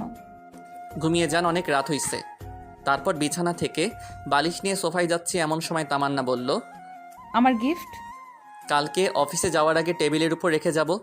ওকে, একটা কথা বলার ছিল। বলেন। সোফায় না ঘুমালে হয় না? তো কোথায় ঘুমাবো? খাটে ঘুমাও। নো থ্যাঙ্কস, আপনি ঘুমিয়ে যান। আর কোনো কথা না বলে ঘুমিয়ে গেলাম। সকালে উঠে দেখি তামান্না আমার আগে উঠে গেছে। আমি ফ্রেশ হয়ে ডাইনিং রুমে গিয়ে দেখি আম্মু রান্না করছে আর তামান্না সেগুলো টেবিলের উপর সাজিয়ে দিচ্ছে। তারপর নাস্তা করে রেডি হয়ে ডিভোর্স পেপারটা হাতে নিলাম। অনেক কষ্ট হচ্ছে সাইন করতে। অনেক ভালোবেসে ফেলেছি মেয়েটাকে, কিন্তু কিছু করার নাই। হয়তো সে অন্য কারো কাছে আমার থেকে বেশি ভালো থাকবে। আমি চাই সে সবসময় ভালো থাকুক। মনকে শক্ত করে সাইনটা করে দিলাম। আরও ছোট একটা চিটকুট লিখলাম, আজকে আপনাকে মুক্ত করে দিলাম। আপনার জন্মদিনে আপনার বেস্ট চাওয়াটাই আমি পূরণ করার চেষ্টা করেছি। আশা করি আপনি সাইনটা করে দিবেন। অনেক বেশি ভালো থাকবেন। আল্লাহ যেন আপনাকে অনেক ভালো রাখে, সেই দোয়াই রইল। চিরকুট আর ডিভোর্স পেপার টেবিলের উপর রেখে চলে গেলাম অফিসে। যাত্রাপথে হাকিমের সাথে দেখা। কিছুক্ষণ আড্ডা দিয়ে অফিসে গেলাম। 20 মিনিট দেরি হওয়ায় বস ইচ্ছামতো ঝাড়ি দিল। রাগে মোবাইল সাইলেন্ট মুড করে রেখে দিয়ে কাজ করতে শুরু করি। অন্য দিনের তুলনায় আজকে একটু কাজের চাপ বেশি ছিল, কিন্তু কিছু করার নাই। বেশি বাড়াবাড়ি করলে চাকরিটাই চলে যাবে। বিকেলবেলা অফিস থেকে মোবাইলটা বের করে তো মাথায় আকাশ ভেঙে পড়ল। আম্মু 122টা কল দিছে। তামান্নার আম্মুও অনেকগুলো কল দিছে। সানি আর আইমানের কল ও মেসেজ দেখে মাথা নষ্ট। এত কল, এত মেসেজ, অথচ আমি টেরই পেলাম না। মোবাইল হাতে নিয়ে দেখি তামান্নার আম্মু আবার কল দিছে। হ্যালো। কোনো কথা বলছে না, শুধু কান্না করতেছে। আমি কল কেটে দিয়ে আম্মুকে কল দিলাম। আম্মুও কল ধরছে না। এরপর আইমানকে কল দিলাম। হ্যালো দোস্ত, কি অবস্থা? কি রে, তুই কল ধরিস না কেন? আসলে অফিসে কাজের চাপ বেশি ছিল তাই। এখন কই আছস? এই তো ট্রাঙ্ক রোড। তাড়াতাড়ি মানারাত হাসপাতালে আয়। কেন, কি হয়েছে? তামান্না সুইসাইড করতে চাইছিল, পরে আমরা সবাই মিলে হাসপাতাল নিয়ে আসছি। কি সুইসাইড করতে চাইছিল মানে? দাঁড়া, আমি এক্ষুনি আসছি। তাড়াতাড়ি আয়। কল কেটে দিয়ে হাসপাতালের উদ্দেশ্যে রওনা দিলাম। কেমন জানি খুব টেনশন হচ্ছে। তামান্না হঠাৎ করে সুইসাইড করবে কেন? সেখানে গিয়ে দেখি আম্মু, সানি আর আইমান আর তামান্নার আম্মু বাইরে বসে আছে। আমাকে দেখে সবাই উঠে দাঁড়ালো। আম্মুকে এসেই ঠাস করে আমার গালে একটা চর বসিয়ে দিল। আমি আবুলের মতো গালে হাত দিয়ে দাঁড়িয়ে রইলাম। বাবা, তোমার সাথে কি তামান্নার কিছু হয়েছে? জি না, আমার সাথে তো কিছু হয়নি। তাহলে সে সুসাইড করতে গেল কেন? আমি মাথা নিচু করে দাঁড়িয়ে আছি। আম্মু এসে বলল, তুই কল ধরিসনি কেন? অফিসে ছিলাম, তাই সাইলেন্ট মোড করা ছিল। লাগবে না তোর চাকরি করা, আজ থেকে চাকরি ছেড়ে দিবি। আর তুই আমার সাথে মিথ্যা বলছিস কেন? কি মিথ্যা? তামান্না এতদিন তোর সাথে যা যা করেছে সেগুলো আমাকে বলিসনি কেন? তোমাকে এগুলো কে বলেছে? আম্মু সানি আর আইমানের দিকে তাকালো। আমি বুঝে গেলাম ওরাই আম্মুকে সব ঘটনা বলে দিছে। সানি আর আইমানের দিকে আমি রাগী দৃষ্টিতে তাকালাম। ওরা নিচের দিকে তাকিয়ে আছে। এমন সময় ডাক্তার এসে বলল তামান্নার জ্ঞান ফিরেছে। আম্মু আর শাশুড়ি ভিতরে গেল। সানি আর আইমান ভিতরে যেতে চাচ্ছিল। আমি বললাম, এই তোরা দাঁড়া। কিছু বলবি? আম্মু ওকে কথাগুলো কে বলেছে? একজন অন্যজনের দিকে তাকিয়ে আছে। কিরে কথা বলিস না কেন? আমরা দুজনেই বলেছি। কেন বলেছিস? জানিস আম্মু কত কষ্ট পাবে, কারণ তামান্নাকে আম্মুই পছন্দ করেছে। আন্টিকে না বলে কোনো উপায় ছিল না। তিনি আমাদের যেভাবে চাপের মুখে ফেলছে, না বলে থাকতেই পারেনি। সরি দোস্ত। বন্ধু, একটা কথা বলতাম। কি? আমার মনে হয় ডিভোর্সটা না দিলেই ভালো হয়। কেন? হঠাৎ এটা মনে হলো কেন? দেখ, তার মানে তোকে আগে ইগনোর করতো সেটা আমরা সবাই জানি, কিন্তু এখন সে তোকে অনেক ভালোবাসে। দেখছিস না, ডিভোর্স পেপার পাওয়ার সাথে সাথে সে সুইসাইড করতে যাচ্ছিল। দোস্ত, ডিভোর্স দিস না, সব কিছু আবার নতুন করে শুরু কর। এই সব কিছুই আমার মনে মনে ছিল। আসলে তামান্নাকে বোঝাতে হবে ভালোবাসার মানুষ কষ্ট দিলে কেমন লাগে, তাই তাকে আরও কিছু শাস্তি দিতে হবে। আচ্ছা দেখা যাবে। শোন, তামান্নাকে আরও কিছু শাস্তি দিতে হবে। আমার সাথে যেগুলো করেছে সেগুলোর ফল ওকেও ভোগ করতে হবে। তুই এই অবস্থায় ওর শাস্তি দিতে চাইছিস? কিভাবে দিবি? সময় হলে দেখবি। এখন এগুলো না বললেই ভালো হবে। এমন সময় আম্মু আবার বাইরে আসলো। এই হারামজাদা, তোর কাছে একটু দয়া মায়া নেই? মেয়েটা কেমন আছে একটু দেখতে ইচ্ছে করে না? আয় ভিতরে আয়, সে তোকে ডাকছে। তারপর সানি আর আইমানকে সাথে নিয়ে ভিতরে গেলাম। আমি গিয়ে ওর মাথার পাশে বসলাম। আমাকে দেখে অন্যদিকে মাথা ঘুরিয়ে শুয়ে আছে। আম্মু সবাইকে ইশারা করলো বাইরে চলে যেতে। সবাই বাইরে চলে গেল। অনেকক্ষণ বসে থাকার পর নীরবতা ভেঙে আমি বললাম, এখন কেমন আছেন? সেটা তোর না জানলেও চলবে। বুঝে গেলাম রেগে আছে। সমস্যা নাই বালিকা, তোমার জন্য যে এখনও কি ওয়েট করতেছে সেটা নিজেও জানি না। আবার বললাম, রাগ করছেন নাকি? রাগ করার মানুষ থাকলেই তো রাগ করব। আচ্ছা বাদ দেন, এবার বলেন এই কাজটা কেন করতে গেলেন? তুই কিছু বুঝিস না? আপনি কেন সুইসাইড করতেছেন সেটা আমি কি করে বুঝবো? যা, তোর বোঝা লাগবে না। এখানে কেন এসেছিস? আমি মরলে তো তুই খুশিই হতি। সবাই বলেছে আপনাকে দেখতে, তাই আসলাম। কি? সবাই বলেছে সেজন্য তুই আমাকে দেখতে এসেছিস? তার মানে তুই মন থেকে আমাকে দেখতে আসিসনি। আচ্ছা বাদ দেন, এবার বলেন জন্মদিনের গিফট পেয়ে খুশি হয়েছেন? না হওয়ার কি আছে? খুশির ঠেলায় নিজের জীবনটাই শেষ করে দিতে চাইছিলাম, কিন্তু পারলাম না। খুশি হননি কেন? আজ থেকে তো আপনি মুক্ত, নিজের ইচ্ছা মতো চলতে পারবেন, প্রেম করতে পারবেন। তোর কি একটুও বুক কাঁপলো না? না, আমি জাস্ট আপনার ইচ্ছাটাই পূরণ করতে চাইছিলাম। তুই জীবনেও বুঝবি না। না বুঝাই ভালো। আম্মু এসে বলল, এই তোদের কথা শেষ হয়েছে? আমরা তো কথাই বলিনি, শুরুও নাই শেষও নাই। আমি কিছু না বলে রাগী দৃষ্টিতে আমার দিকে তাকিয়ে আছে। শাশুড়ি এসে আম্মুকে বলল, সুফিয়া, তামান্নাকে আমার বাসায় নিয়ে যাই, কয়েকদিন ওখানে থেকে তারপর পাঠিয়ে দিব। তুই যেটা ভালো মনে করিস। বাহ, দুজনের ফ্রেন্ডশিপ রক্ষা করার জন্য আমাকেই বলি দিল। আমি বের হয়ে যাচ্ছি। এমন সময় আম্মু বলল, কিরে তুই কই যাস? বাসায়। এখানে থেকে কি করব? কিছু না বলে দাঁড়িয়ে আছি। আম্মু আবার বলল, কিরে কথা কানে যায় না? আরে দিয়ে আসবো তো, এমন করো কেন? যা সিএনজি নিয়ে আয়। তারপর একটা সিএনজি নিলাম। আমি, তামান্না আর তামান্নার আম্মু গাড়িতে উঠিয়ে তামান্নাদের বাসার দিকে রওনা দিলাম। সানিয়া রাইমানকে বললাম আম্মুকে ঠিকমতো বাসায় দিয়ে আসতে। গাড়িতে কোনো কথা হয়নি। বাসার সামনে নেমে তামান্নাকে ধরে ধরে বাসায় নিয়ে যাচ্ছি, কিন্তু ফকিন্নি হাঁটতে পারছে না। ইচ্ছা না থাকা সত্ত্বেও কোলে নিলাম। কোলে নিয়ে বাসায় দিয়ে আসলাম। বাহ, ফকিন্নির ভিতরে ভিতরে লাড্ডু ফুটতেছে। আমিও খুশি, কখনো এভাবে আগে স্পর্শ করিনি। কিন্তু জানো, তুমি তো জানো না তোমার জন্য আমি কি পরিমাণ বাঁশ রেডি করতেছি। বাঁশ থেরাপি দিয়ে তোমার অহংকার আমি মাটিতে লুটাবো, টেরও পাবে না জুয়েল কি জিনিস। যাই হোক, বাসার ভিতরে নিয়ে তামান্নাকে খাটে রাখলাম। ওরে আল্লাহ, মেয়ে মানুষ এত ওজন, দেখলে মনে হয় ফু দিলেই উড়ে যাবে, কিন্তু ভিতরে ভিতরে এত ওজন জানা ছিল না। তামান্নাকে খাটে রেখে আমি হাঁপাতে লাগলাম। সে আমার কর্মকাণ্ড দেখে হাসতে লাগলো। ওকে রেখে চলে আসবো এমন সময় পেছন থেকে ডাক দিল। জুয়েল, কিছু বলবেন? আজকে না গেলে হয় না? না, আমি এখনো বাসায় যাইনি, অফিসের পোশাকে রয়ে গেছি। কিছু খাইছো? না, সময় পাইনি, বাসায় গিয়ে খাবো। এখানে খেয়ে যাও। No thanks. আর কিছু না বলে সোজা হাঁটা দিলাম। তামান্নার আম্মুও অনেকবার বলল থেকে যেতে, কিন্তু না করে দিয়েছি। বিদায় নিয়ে বাসায় চলে আসলাম। এসে ফ্রেশ হয়ে কিছু খেয়ে শুয়ে পড়লাম। এভাবে কিছুদিন চলে গেল। তামান্নার সাথে আর কোনো যোগাযোগ করিনি। মাঝে মাঝে সে কল দিত, বাট আমি ধরতাম না। কয়েকদিন পর সকালবেলা অফিসে যাওয়ার জন্য রেডি হচ্ছি, এমন সময় আম্মু আসলো। কিছু বলবে? অফিস কয়টায় ছুটি হবে? 4টায়। কাজ বেশি থাকলে দেরি হতে পারে। কেন? না, বলছিলাম অনেক দিন হলো মেয়েটাকে দেখছিস না, তুই যদি তামান্নাকে নিয়ে আসতি। সরি আম্মু, আমি পারবো না। যার দরকার সে নিজেই আসবে। এ কেমন কথা? একা একটা মেয়ে নিজে থেকে কি করে আসবে? যেভাবেই আসুক না কেন, আমি নিয়ে আসতে পারবো না। বেশি দরকার হলে তুমি যাও। যা, তোর যাওয়া লাগবে না, আমার মেয়েকেই আমি নিয়ে আসবো। যা ইচ্ছা করো। আর কোনো কথা না বলে অফিসে চলে গেলাম।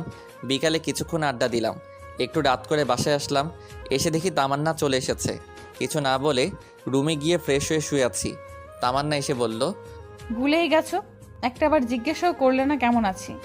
মনে রাখার জন্য কোনো চুক্তিপত্র হয়েছে নাকি যে আপনাকে মনে রাখতে হবে? তামান্না মন খারাপ করে বলল, খেতে আসো। আমি খাবো না, বাইরে থেকে খেয়ে আসছি, আপনারা খেয়ে নিন। তামান্না কিছু না বলে চলে গেল। আমি শুয়ে শুয়ে ফেসবুকিং করছি। একটু পর সে আসলো। মনে হয় খাওয়া শেষ, আমার সামনে এসে ঘুরঘুর করতেছে। আপনি কেন এসেছেন? মানে আপনি এই বাসায় কেন এসেছেন? আপনার চাওয়া তো আমি পূরণ করে দিয়েছি, আবার কি? তুমি এভাবে কথা বলছো কেন? বললাম তো আগের ঘটনাগুলোর জন্য সরি। এসব সরি টরি বলে লাভ নেই। ডিভোর্স চাইছেন, দিয়ে দিয়েছি। এবার থেকে আপনি আপনার মতো আর আমি আমার মতো। আমি এসব মানি না, আমি আম্মুকে ছাড়া থাকতে পারবো না। যেদিন আম্মু বলবে সেদিন চলে যাব। আমি আর কিছু না বলে শুয়ে শুয়ে মোবাইল টিপতেছি। তামান্না এসে বিছানায় উঠতে লাগলো। এই আপনি কি করছেন? কেন ঘুমাবো না? আপনি হয়তো ভুলে গেছেন, এটা আমার রুম, আমার বিছানা। সো আপনি আমার বিছানায় শুতে পারবেন না। তাহলে কোথায় ঘুমাবো? যেখানে খুশি ঘুমান, বাট বিছানায় পারবেন না। তারপর একটা বালিশ ওর হাতে দিয়ে দিলাম। বালিশ হাতে নিয়ে মন খারাপ করে সোফায় চলে গেল। এবার বুঝো কেমন লাগে। এতদিন আমাকে জ্বালাইছো। আমি অন্যদিকে পাশ কাটিয়ে ঘুমিয়ে গেলাম। মধ্যরাতে কিছু একটা আওয়াজ শুনে ঘুমটা ভেঙে গেল। চোখ খুলে দেখি তামান্না নাক টেনে টেনে কান্না করতেছে। আমি বললাম, এই আপনার সমস্যা কি? এসব ন্যাকা কান্না করার মানে কি? তোমার এত কিছু জানতে হবে না। জানার দরকারও নেই। অন্য কোথাও গিয়ে কাঁদেন, এখানে ঘুমের ডিস্টার্ব হচ্ছে। সকালে আমার অফিস আছে। তামান্না তারপরও কান্না করতেছে। আরেকবার নাক টানা শুনলে লাথি দিয়ে রুম থেকে বের করব। যত সব আজাইরা। দেখলাম তামান্না কিছু না বলে ওয়াশরুমে চলে গেল। আমি মনে মনে ভাবছি, এবার ঠেলা বুঝো জানো, আমি অনেক কষ্ট পাইছি। ভাবতে ভাবতে কখন যে ঘুমিয়ে গেছি মনে নেই। ঘুম থেকে উঠে দেখি তামান্না আমার আগেই উঠে গেছে। আমি গিয়ে ফ্রেশ হয়ে নাস্তা করে অফিসে চলে গেলাম। অফিস করে বাসায় আসার সময় সানি আর আয়মানকে কল দিয়ে আসতে বললাম। ওরা আমার আগেই বসে আছে। কিরে, কি অবস্থা তোদের? এই তো, তোর মতো আর টাকা ইনকাম করতে পারছি না। বেকার মানুষের অবস্থা ভালো করেই জানিস। আচ্ছা আয়, ওদিকে গিয়ে বসি। চল। তামান্না কেমন আছে রে? ভালোই, কিন্তু একটা জিনিস আমার মাথায় আসছে না। কি? তামান্নাকে ডিভোর্স পেপার দিলাম, সেটারও কোনো খবর নাই। সে এখান থেকেও যাচ্ছে না। আরে বোকা, যাবে কি করে? সে এখন ফিদা হয়ে গেছে। দোস্ত, যা হয়েছে সব ভুলে যা, এখন সব কিছু ঠিক করে নে, এটাই ভালো হবে। আরে না, তামান্নাকে আরো কিছু শাস্তি দিতে হবে। এই জুয়েল, বল। তামান্না তোকে কলেজের সকলের সামনে অপমান করেছে না, তুইও করবি। কি করে? কি আপনারা বুঝছেন না তো? গল্প পড়তে থাকেন, আপনারা বুঝে যাবেন। তারপর সানিকে বললাম, দূর ব্যাটা, এটা করা উচিত হবে না। যাই হোক, সে আমার স্ত্রী। আরে বেটা, সমস্যা নেই, পরে আদর করে দিস, সব ঠিক হয়ে যাবে। হা হা হা, হারামি, তুই আর মানুষ হলি না। তুই চাকরি করবি নাকি কলেজে যাবি? দুটোই। বসকে বলবো ছুটি দিতে, দিয়ে দিবে। তাহলে ঠিক আছে। এরপর আরও কিছুক্ষণ আড্ডা দিয়ে বাসায় চলে গেলাম। ফ্রেশ হয়ে এসে রুমে শুয়ে রইলাম। সানির বুদ্ধি মোতাবেক মোবাইলটা সাইলেন্ট মোড করে কানে লাগিয়ে কথা বলতে লাগলাম। পাশে তামান্না ছিল। প্রেম করলে যেই রকম রোমান্টিক কথাবার্তা বলে, আমিও সেমভাবে বলতে লাগলাম। তামান্না রাগে ফুলতে লাগলো। আমি অনেক জোরে হেসে হেসে কথা বলছি। অনেক বকাবকি করার পর মোবাইলটা রেখে দিলাম। আসলে কোনো প্রেম করিনি, তাই কথাও খুঁজে পাচ্ছি না। আমি তামান্নাকে দেখিয়ে মোবাইলে একটা কিস দিলাম। তামান্না আমার সামনে এসে দাঁড়ালো। কিছু বলবেন? মেয়েটা কে? তা দিয়ে আপনার কাজ কি? অনেক কাজ, আগে বলো মেয়েটা কে? আমার ভবিষ্যৎ বউ। বাসায় বউ রেখে অন্য মেয়ের সাথে কথা বলতে লজ্জা করে না? বউ মানে কোথায় বউ? কে বউ? তাহলে আমি কে? ভুলে যাবেন না আপনাকে ডিভোর্স দিয়ে দিছি, সো আপনি আমার কেউ নন। মানে কি বলছো এসব? যা শুনেছেন তাই। আর হ্যাঁ, আমার কোনো পার্সোনাল ব্যাপারে আপনি নাক গলাতে আসবেন না। আমি আম্মুর সাথে কথা বলে আপনাকে আপনাদের বাসায় পাঠানোর ব্যবস্থা করছি। জুয়েল, প্লিজ এমন করো না। আগের ব্যবহারের জন্য সত্যি আমি অনেক লজ্জিত। সরি বললাম তো। আমি একটা টান দিয়ে হাতটা ছাড়িয়ে নিলাম। রাগ দেখিয়ে ছাদে চলে গেলাম। ছাদের দরজাটা বন্ধ করে কিছুক্ষণ লুঙ্গি ড্যান্স দিলাম। ফকিরনি, যখন আমি তোর পিছে পিছে ঘুরতাম, তোর কেয়ার করতাম, তখন আমাকে 2 টাকার দামও দিতি না। এবার বুঝো কেমন লাগে। ছাদ থেকে নিচে এসে খাওয়া দাওয়া করে রুমে গিয়ে শুয়ে পড়লাম। তামান্না যথারীতি বালিশ নিয়ে সোফায় চলে গেল। রাতের বেলা ঘুমটা ভেঙে গেল। তামান্নার দিকে তাকাতেই দেখি গুটি মেরে শুয়ে আছে। চেহারাটা দেখে আবার ক্রাশ খেলাম। ঘুমন্ত অবস্থায় মানুষকে আসলে অনেক নিষ্পাপ মনে হয়। হুমায়ুন আহমেদ বলেছিলেন, যে নারীকে ঘুমন্ত অবস্থায় সুন্দর দেখায় সেই প্রকৃত সুন্দর। তামান্নাও হুমায়ুন আহমেদের ঘুমন্ত নারী। কিছুক্ষণ তাকিয়ে থেকে বুঝলাম তামান্না ঠান্ডায় কাঁপছে। নিজের কাছে খারাপ লাগছে। উঠে গিয়ে কম্বলটা ওর গায়ে জড়িয়ে দিলাম। মোবাইলে টাইম দেখলাম, একটু পর ফজরের আজান দিবে। আর ঘুমালাম না। উঠে উজু করে নামাজ পড়ে বাইরে কিছুক্ষণ ঘোরাঘুরি করলাম। বাসায় এসে দেখি তামান্না মুখ টিপে টিপে হাসছে। মনে হয় কম্বল দেওয়ার কারণে। বালিকা এত খুশি হওয়ার কিছু নেই। জুয়েল কি জিনিস হাড়ে হাড়ে টের পাবা। নাস্তা করে বসে বসে মোবাইল টিপতেছি।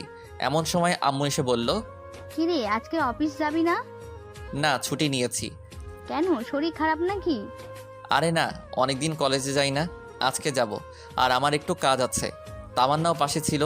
তামান্না আম্মুকে বলল, আম্মু বলছিলাম কি, আমিও তো অনেক দিন কলেজে যাই না, লেখাপড়াটাও ভালোভাবে হচ্ছে না। আজকে গেলে কোনো সমস্যা হবে? আরে না, কিসের সমস্যা? যা, তুইও কলেজে যা। ধন্যবাদ আম্মু। এই জুয়েল, বলো। তামান্নাকে সাথে করে নিয়ে যা। সরি, আমি পারবো না। যে যার মতো যাবে। পারবি না মানে? মেয়েটা একা একা কি করে যাবে? যেভাবে খুশি যাক, বাট আমি নিয়ে যেতে পারবো না। আম্মুকে আর কোনো কিছু বলতে না দিয়ে আমি রুমে চলে গেলাম। গিয়ে রেডি হয়ে তামান্নার আগে চলে গেছি। আমি, সানি, আইমান আর ঋতু বসে আছি। তামান্না আসছে দেখে সানি বলল, এই মামা আসতেছে, শুরু কর। কে আসছে? আরে বেটা, তোর সিনিয়র বউ আসতেছে, শুরু কর। আমি এবার ইতুর হাতটা ধরে বসে হেসে হেসে কথা বলছি। ইতুও প্ল্যান মোতাবেক আমার হাত ধরে আছে। তামান্না এটা দেখে তোর আগে লাল হয়ে গেল। আমার দিকে আর না তাকিয়ে উপরের তলায় চলে গেল। আমরা সবাই হাসতে হাসতে শেষ। ক্লাস করিনি, ওখানে বসে আছি। দেখলাম তামান্না উপর থেকে বারবার আমার দিকে তাকাচ্ছে। আমিও খুব সুন্দর করে অভিনয় চালিয়ে যাচ্ছি। 2 ঘন্টা চলে যাওয়ার পরে তামান্না আর ওর কয়েকটা বান্ধবী মিলে আমাদের কাছে আসলো। সানি আর আইমান একসাথে গান গাইতেছে। আমার এই বাজে স্বভাব কোনো দিন যাবে না। একটা সিনিয়র মেয়ে এসে বলল, কানের নিচে যখন কয়েকটা পড়বে তখন সব রকমের বাজে অভ্যাস চলে যাবে। আপু আসসালামু আলাইকুম, ভালো আছেন? ক্লাস না করে এখানে কি পাখি দেখি। বাদরামি করস? এখানে পাখি আসবে কোত্থেকে? আসেন আসেন, আমার পাশে বসেন, আপনিও দেখতে পাবেন। আমি তখন ইতুর হাত ধরে আছি। তামান্না আমাকে বলল, ছি, লজ্জা করে না তোমার? কেন, আমি কি ল্যাংটা হয়ে আছি নাকি? তার চেয়েও খারাপ, বাসায় বউ রেখে এখানে অন্য মেয়ের সাথে। ছি। ওয়েট, বউ মানে কার কথা বলছেন? কার কথা বলছো না? আমার কথা। আপনি কি? আপনাকে তো আমি চিনিই না। চেনো না মানে? তুমি এত খারাপ ভাবতেও আমার ঘৃণা হয়। আপনার লজ্জা করে না একটা জুনিয়র ছেলের পেছন পেছন ঘুরঘুর করতে? পাত্তা দেই না, তবু কেন আসেন? এতক্ষণে পুরো ক্যাম্পাসের সবাই আমাদের দিকে তাকিয়ে আছে। তামান্নার লজ্জায় মাথা নিচু করে ফেললো। দেখলাম ওর চোখের কোণে পানি। কান্না করতে করতে ক্যাম্পাসের বাইরে চলে গেল। আমার নিজেরও খারাপ লাগছে। ব্যাপারটা একটু বাড়াবাড়ি হয়ে গেছে। পরে আমি, সানি আর আইমান বের হয়ে গেলাম। ইতুকে ধন্যবাদ দিয়ে বিদায় দিয়ে দিলাম। আমরা বাইরে কিছুক্ষণ আড্ডা দিলাম। এরপর বাসায় চলে গেলাম। গিয়ে দেখি তামান্না সব কিছু রেডি করে বাসা থেকে চলে যাচ্ছে। আম্মু ওকে অনেক বোঝানোর চেষ্টা করছে, কিন্তু সে শুধু কান্নাই করতেছে। চলে গেল। আম্মু এসে ঠাস করে আমার গালে একটা বসিয়ে দিল আর বলল, কুলাঙ্গার কোথাকার, তোর জন্য আমার মেয়েটা চলে গেল। ওর যদি কিছু হয় তোর খবর আছে। আম্মুর কথা শুনে মাথাটাই খারাপ হয়ে গেল। নিজের ছেলের কোনো খবর নাই, তিনি ছেলের বউ নিয়ে পড়ে আছে। আম্মুর সাথে রাগারাগি করে ছাদে চলে গেলাম। আসলে তামান্নার জন্য আমারও খারাপ লাগছে, কিন্তু কি করব, ও যেগুলো আমার সাথে করেছে সেগুলোর ফল ওকে পেতে হবে। কিন্তু মনে হচ্ছে ওর সাথে বেশি করে ফেলছি। কি করব কিছু বুঝতে পারছি না। সানিকে কল দিলাম। কিরে কই তুই? বাসায় এই অসময় কল দিয়েছিস কেন, সমস্যা? সমস্যা একটা হয়েছে। কি সমস্যা? মোবাইলে বলা যাবে না, তুই দিঘির সামনে আয়, আমি আইমানকে বলে দিচ্ছি। আচ্ছা ঠিক আছে, তুই বলা লাগবো না, আমি বলে দিচ্ছি। দে। কয়টায় আসবে? আসরের নামাজ পড়ে আয়। ওকে। এরপর কল কেটে দিলাম। নিচে গিয়ে দেখি আম্মু না খেয়ে টেবিলের উপর খাবার রেখে চলে গেছে। আমি আম্মুর রুমে গেলাম। খাবে না? তোর খাওয়া তুই খা, আমি আমার মেয়েকে ছাড়া খাবো না। এই মহা যন্ত্রণা, ধুর ভালো লাগে না। আমিও না খেয়ে চলে আসলাম। রুমে এসে শুয়ে পড়লাম।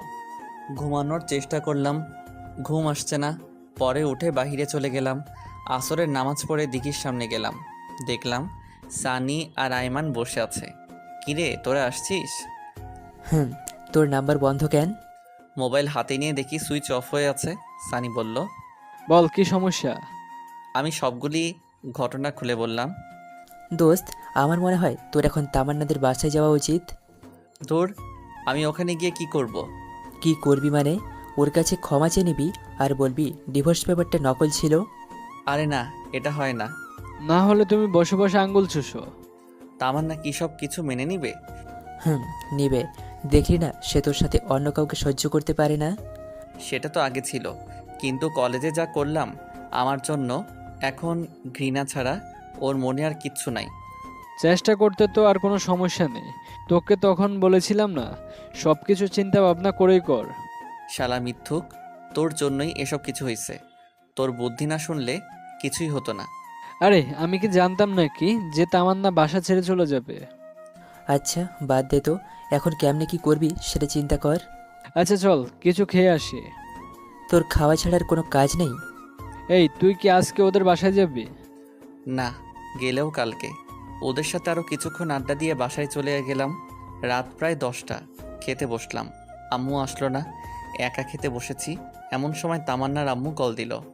হ্যাঁ, তামান্নার আম্মা কল দিয়ে কান্নাকাটি শুরু করে দিল। বাবা, তুমি কই? আমি তো বাসায়। আপনি কাঁদছেন কেন? কোনো সমস্যা? তামান্না। কল কেটে দিল। আমি আবার কল দিলাম, কিন্তু ধরতেছে না। না, আর বসে থাকা যায় না। তামান্নার কি হয়েছে আল্লাহই জানে। সানিয়ার আইমানকে কল দিয়ে বের হতে বললাম। বাসা থেকে বের হয়ে একটা সিএনজি নিলাম। মাঝপথে সানি আর আইমানকে তুলে নিলাম। কিরে এত রাতে আবার কি হলো? তামান্নার আম্মা কল দিয়ে কান্না করতে লাগলো। কেন, কি হয়েছে? নিজেও জানি না। পুরোটা শোনার আগেই কল কেটে দিল। তারপর আমি কল দিলাম, কিন্তু ধরতেছে না। আল্লাহ, কি হয়েছে? কথা বলতে বলতে ওদের বাসার সামনে চলে আসলাম। অনেকবার কলিং বেল বাজালাম, কিন্তু ভিতর থেকে কোনো শব্দ নাই। দরজা ধাক্কা দিলাম, তাও কোনো লাভ হলো না। পরে সানি বলল দরজা ভেঙে ফেলার জন্য। তিনজনই অনেক কষ্ট করে দরজাটা ভাঙলাম। ভিতরে গিয়েই তো আমার মাথা খারাপ হয়ে গেল। তামান্নার বাম হাতটা কাটা, ফিঙ্কি দিয়ে রক্ত বের হচ্ছে। রক্তে পুরো ফ্লোর লাল হয়ে গেছে। অতিরিক্ত রক্তক্ষরণের জন্য জ্ঞান হারিয়ে ফেলছে। ওর এই অবস্থা দেখে আমার শরীর কাঁপতে লাগলো। কিন্তু ওর আম্মু কই গেল? তামান্নার আম্মুর রুমে গিয়ে দেখি উনি ওনার পা উল্টে খাটের সাথে আঘাত খেয়ে পড়ে আছে। মনে হয় তাড়াহুড়ো করতে গিয়ে পা মোচড় খেয়ে পড়ে যায় আর মাথা গিয়ে লাগে খাটের সাথে, যার কারণে উনিও সেন্সলেস হয়ে আছে। কি করব কিছুই বুঝতেছি না। আমার শার্টটা খুলে তামান্নার হাতে বেঁধে নিলাম, যাতে আর রক্ত না বের হয়। পরে ওদের দুজনকে হাসপাতালে নিয়ে গেলাম। ইমার্জেন্সিতে দিয়ে আমি বাইরে অপেক্ষা করছি। নিজের অজান্তেই চোখ দিয়ে পানি বের হতে শুরু করলো। আমার জন্যই আজকে এত কিছু হলো। তামান্নার জ্ঞান ফিরলেই মাপ চেয়ে নিব। সানি আর আইমানকে বললাম বাসায় চলে যেতে, কিন্তু ওরা গেল না। একটু পর ডাক্তার বাইরে আসলো। রোগী আপনার কি হয়? জি, আমার স্ত্রী। দেখুন, ওনার অতিরিক্ত রক্তক্ষরণ হয়েছে, জরুরি রক্তের ব্যবস্থা করুন। জি, আমরা 3 জন আছি। বলুন কি রক্তের গ্রুপ কি? AB positive. আমার এই পজিটিভ। আমার ও পজিটিভ। আমারও A+। আচ্ছা, 3 জনই আসুন। এরপর 3 জনে রক্ত দিলাম। শাশুড়ি আম্মার জ্ঞান ফিরেছে, উনি ঘুমাচ্ছে। আমি তামান্নার কেবিনে গিয়ে তামান্নার পাশে বসলাম। নিশ্চুপ হয়ে ওর চেহারার দিকে তাকিয়ে আছি। তামান্নার একটা হাত ধরে কখন যে ঘুমিয়ে পড়েছি মনে নেই। সকালে ঘুম ভাঙলো কারো হাতের স্পর্শে। চোখ খুলে দেখি তামান্না আমার মাথায় হাত বুলাচ্ছে। আমার ঘুম ভেঙে যাওয়া দেখে অন্যদিকে মুখ কালো করে শুয়ে রইল। কি ব্যাপার, এমন করছিলেন কেন? সেটা কারো না জানলেও চলবে। বুঝলাম সে এখনো রেগে আছে। কেন এটা করলেন? কি করব বলো? আমি তো তোমাকে অনেক কষ্ট দিছি, অপমান করছি, তোমার সাথে খারাপ ব্যবহার করেছি। তুমি তো আমায় ক্ষমা করবে না। তাই বলে সুইসাইড করবেন? আগেও এই একই কাজটা করেছেন। কেন বাঁচালে? আমি মরলে তোমার কি? ঠাস করে একটা ওর গালে বসিয়ে দিলাম। তুমি আমাকে মেরেছো? মেরেছি, বেশ করেছি। আমার বউকে আমি মেরেছি, তাতে আপনার কি? বউ? তাহলে সেদিন ডিভোর্স লেটার দিলে কেন? ওটা ডিভোর্স লেটার ছিল না, জন্মদিনের একটা কার্ড ছিল। শুধু মিথ্যা চিঠিটা আমি লিখেছিলাম। কালকে কলেজে এগুলো কেন করলে তাহলে?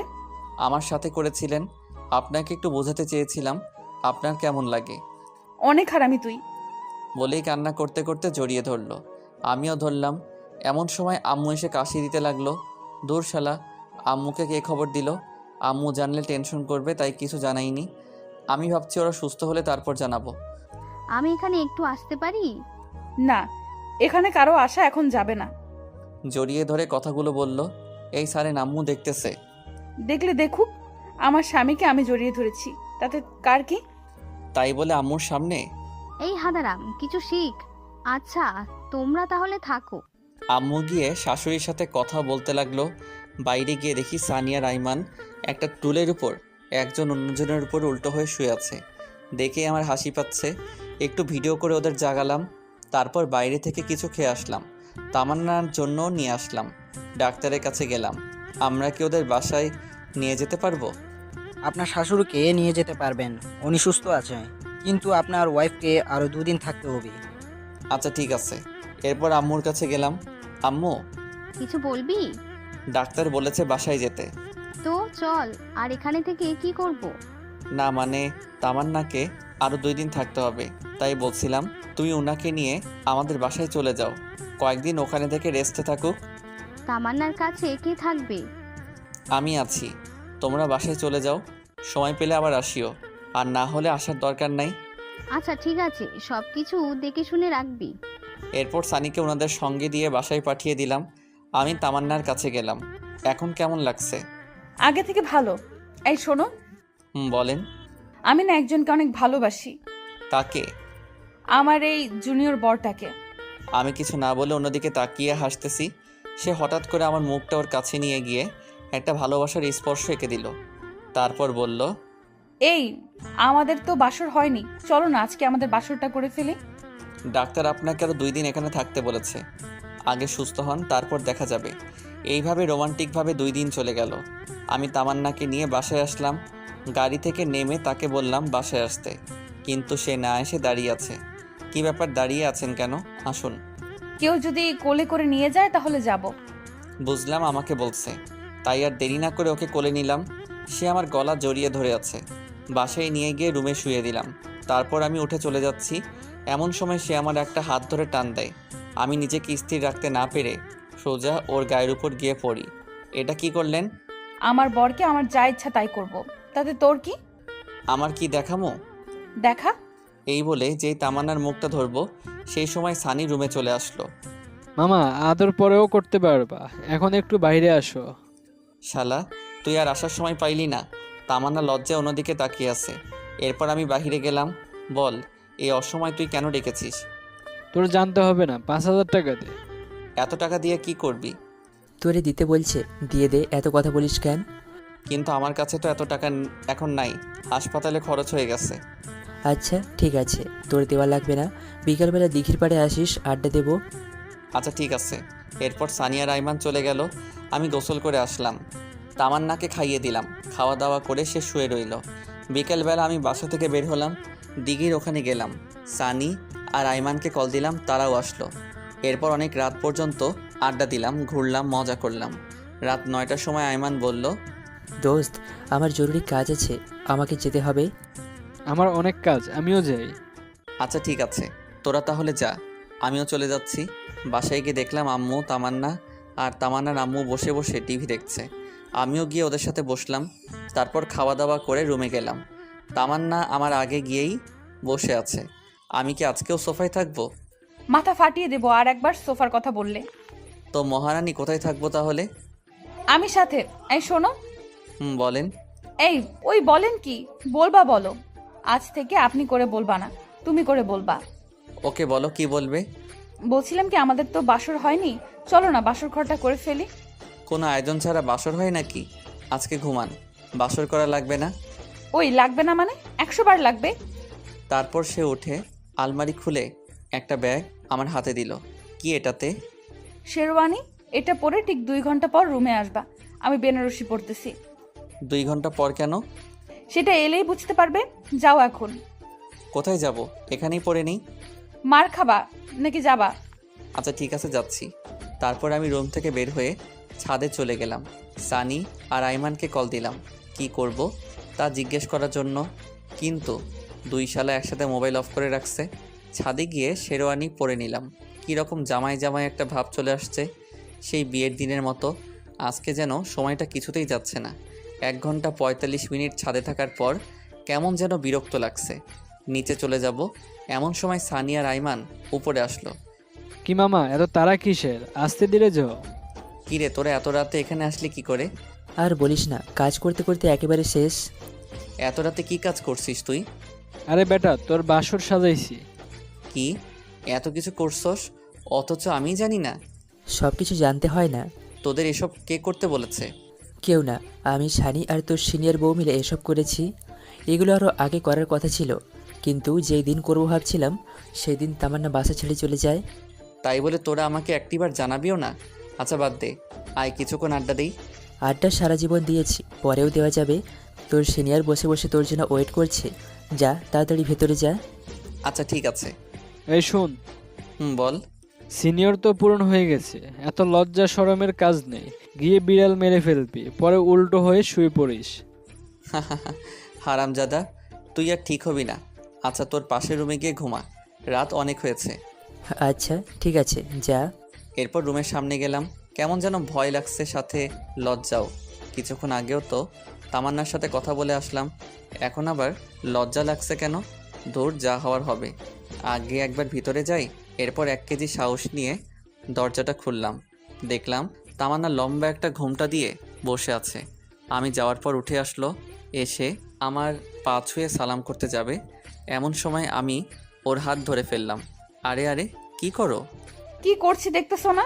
সালাম করতেছি। আরে জুনিয়রদের সালাম করতে হয় না। কে বলেছে জুনিয়র? 1 বছর ওটা কোনো সমস্যা না, আর স্বামী হিসেবে তুমি সব সময় উপরেই থাকবে। ওকে মহারানী, বুঝলাম, কিন্তু আপনাকে আমার পা ধরতে হবে না, কারণ আপনার জায়গা আমার পায়ে নয়, বুকে, বুঝছেন? বুঝলাম। এবার চলেন। কোথায়? ছাদে। এত রাতে ছাদে কেন? চাঁদ দেখবো। চলো ছাদে চলো। ওকে চলো। এভাবে যেতে পারবো না। তো কিভাবে যাবে? আমাকে কোলে করে নিয়ে যেতে হবে। ওরে আল্লাহ, কি বলো এসব? নিয়ে চলো, না হলে সোফায় থাকতে হবে। কি আর করা, হাতিটাকে কোলে নিয়ে ছাদে গেলাম। ওরে কোল থেকে রেখে আমি হাঁপাতে শুরু করলাম। ওরে আল্লাহ, একটা মানুষ এত ওজন হয় কেমনে? এইটুকুতে এই অবস্থা? আজ থেকে তো প্রতিদিন ভর বহন করতে হবে। মানে? সব কথার মানে বলতে হয় না, কিছু মানে বুঝে নিতে হয়। চলো একটু হাঁটি। কিছুক্ষণ হাঁটাহাঁটির পর ছাদের কোনায় গিয়ে বসলাম। তামান্নাও আমার পাশে বসলো। আমি উপরের দিকে তাকিয়ে চুপ হয়ে বসে আছি। ওই কি ভাবছো? আল্লাহ আমাকে পরীক্ষা দিয়েছে, সেটার কি অ্যান্সার দিব সেটা ভাবতেছি। কি পরীক্ষা? আল্লাহ আমাকে 2টা চাঁদ দিয়েছে, একটা উপরে জ্বলতেছে আর একটা আমার পাশে। এখন বলতেছে কোন চাঁদটা আমার জন্য গুরুত্বপূর্ণ। কোনটা? উপরেরটা তো রাতের আকাশে আমার সাথে থাকবে, কিন্তু দিনের বেলায় থাকবে না, কিন্তু পাশেরটা সবসময় থাকবে। কিন্তু কথা হচ্ছে যদি কখনো পাশে থাকা চাঁদটা চলে যায়, তাই ভাবছি কোন চাঁদটা আমার জন্য গুরুত্বপূর্ণ। তামান্না আমার একটা হাত ধরে কাঁধে মাথা রেখে বলল, ওই তোমার হাত ধরে কসম করছি পুরো পৃথিবী ছেড়ে দিব, কিন্তু তোমার হাত কখনো ছাড়বো না। তাই নাকি? তাই। এই শোনো না। বলেন। আমার না টুইন বেবি অনেক পছন্দ। তো আমি কি করতে পারি? আপনাকে কিছু করতে হবে না, আমি নিজেই করব। কি করবে? সময় হলে দেখবা। চলো রুমে যাই। ওকে চলেন। ওই এভাবে যাও কেন? তো কিভাবে যাব? আগের মতো কোলে করে নিয়ে যাও। কি আর করা, আবারও কোলে করে নিয়ে গেলাম। খাটে রেখে আমি ওয়াশরুমের দিকে যাচ্ছি, এমন সময় তামান্না আমার শার্টের কলার চেপে ধরে বলল, এই কই যাস? একটু আসছি। টুইন বেবির কথা বলছিস যে ভুলে গেছো? এ কথা বলেই একটা টান দিয়ে খাটে ফেলে দিল। হারিয়ে গেলাম অন্য এক জগতে। আপনারা এখনো বসে আছেন? আর কত? অনেক কিছু তো দেখে ফেলেছেন।